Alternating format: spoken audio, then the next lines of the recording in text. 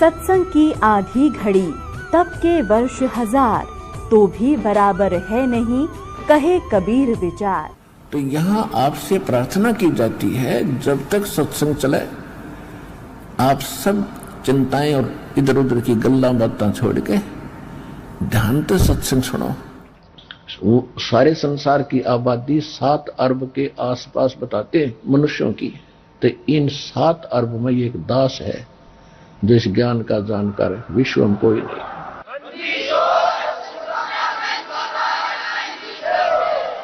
तो आपका सौभाग्य है कि आपको मनुष्य जीवन मिला जो बहुत दुर्लभ, और वो सतगुरु मिल गया।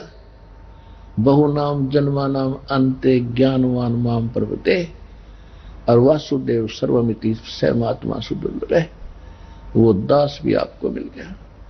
आपकी कितनी अच्छी किस्मत है, कितनी लाडली आत्मा हो उस परम पिता की, कबीर भगवान की, आप जो बहुत वक्त से आगे हो। जो देर से आएंगे पछताया करेंगे, गए समय को रोया करेंगे टक्कर मार मार के, वो समय फिर हाथ नहीं आएगा। अब जो प्रसंग चल रहा है, अब सतगुरु मिलते हैं तो फिर ज्ञान बताते हैं।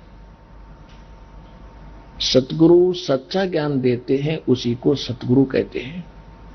और जो सदग्रंथों के ज्ञान को ही आगे बढ़ाता है वो सतगुरु कहलाता है। जिनको ज्ञान ही नहीं है, अपने सदग्रंथों का ज्ञान नहीं है, वो सतगुरु नहीं है, वो बकवादी व्यक्ति है।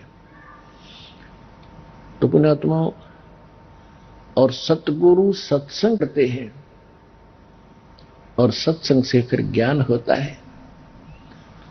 अब गरीबदास साहिब जी सतलोक में सारी व्यवस्था देखकर आए, भगवान की महिमा से परिचित हुए। उन्होंने क्या बताया है कि वाणी सुनाते हैं आपको। न्योल नाद सुभान गति, ये लड़े भुवंग हमेशे, जड़ी जान जगदीश है, व्यसना व्यापै से। पुणात्माओं, ये सूक्ष्म वेद है। आपको तो 4 वेद ही ऐसी समस्या पैदा हो रही थी, ये 4 वेद ही नहीं समझ में आए थे, वो संस्कृत में थे। और ये सूक्ष्म वेद जो भगवान का दिया हुआ ज्ञान है, परमात्मा ने जो बोला है वही गरीबदास जी ने लिखा है। ये भी एक सूक्ष्म वेद है, इसके अंदर कंप्लीट ज्ञान है। जैसे गीता अध्याय नंबर 4 के श्लोक 32 में कहा है कि परमात्मा स्वयं परम अक्षर ब्रह्म आकर अपने मुख कमल से जो ज्ञान देता है, उस ज्ञान के अंदर यज्ञों की यानी धार्मिक अनुष्ठानों की जानकारी विस्तार से कही गई है। और उसको जानने के बाद फिर सब पापों से जीव मुक्त हो जाता, वो सूक्ष्म वेद है।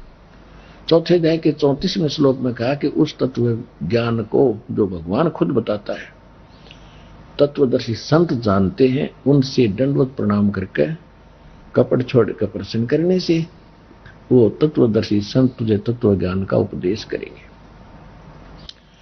तो अब ये सूक्ष्म वेद है, इसको समझना बड़ा कठिन है।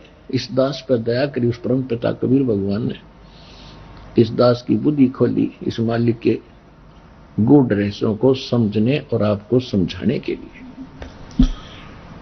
न्योली, न्योल, नेवले को कहते हैं न्योल देसी भाषा में, अरवाणी भाषा। न्योल नाद सुभान गति, ये लड़े भुवंग हमेशे, जड़ी जान जगदीश है, व्यसनी व्यापै शेष।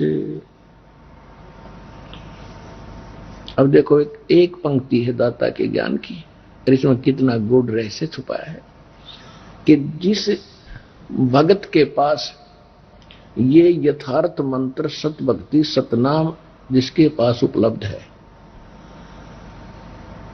वो एक ऐसा सुरक्षित हो गया जैसे एक नेवला होता है। नेवला आप समझते हो, नेवला, उस नेवले की कितनी लंबाई होती है, ज्यादा से ज्यादा वो 8-9 इंच लंबा होता, समेत पूछड़ के दूम समेत। और चूहे से थोड़ा सा बड़ा होता है,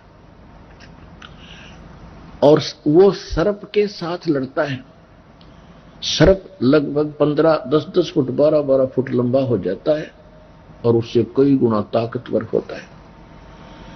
अब वो उससे कैसे लड़ता है?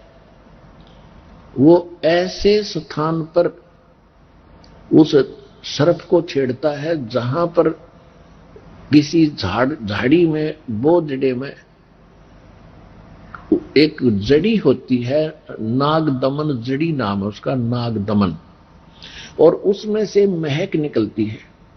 वो नेवला क्या करता है, वहां उस जड़ी को सूंघ कर आता है, श्वास रोक लेता है और उधर से सर्प को छेड़ जाता है। सर्प उसके लिए ऐसे तैयार होता है, डंक फन उठा करके।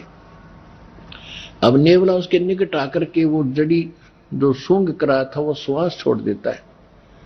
उस जड़ी के सामने सर्प को चक्कर आने शुरू हो जाते हैं उसकी नाकों में जाते ही, और वो अपनी जान बचा के भागने की सोचता है।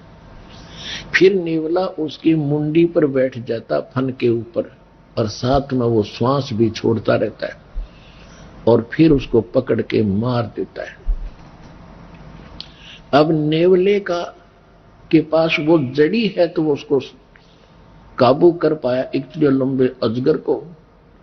इसी प्रकार ये काल जो है एक सर्प है और जीव एक नेवले जैसा वो छोटा प्राणी है। इसकी ताकत के सामने जिसके पास ये सतनाम रूपी जड़ी है, नागदमन, वो फिर इस काल पर विजय पालेगा।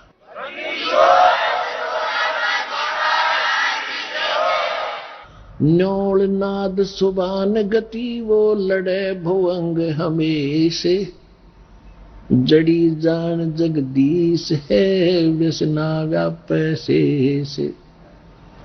कि सतनाम जो नाद है, सतनाम का जो मंत्र है, ये भगवान की शक्ति, जगदीश की शक्ति है। इसके जिसके पास इसका ये जड़ी है उसके ऊपर काल रूपी अजगर का कोई प्रभाव नहीं पड़ेगा। किस पे? हंस गवन करते नहीं मान सरोवर छाड़े, और कौवे उड़ उड़ जाते हैं ये खाते मसाहाड़े। हंस दशा तो साधु है ये सरोवर है सत्संग, मुक्ता हलबाणी चुगे फिर चढ़त नवेला रंग। दरस परस नहीं अंतरा रोमी वस्त्र बीचे, पारस लोहा एक डिग वही पलटे नहीं अभीचे।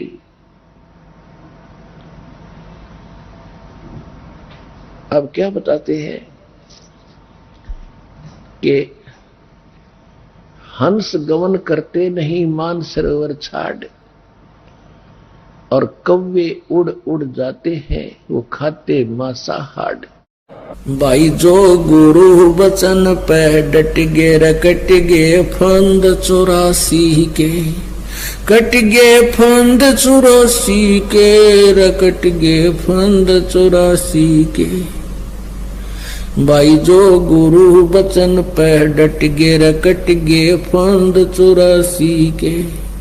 वस्तु मिली ठोर की ठोर, मिट गई मन पापी की दौड़।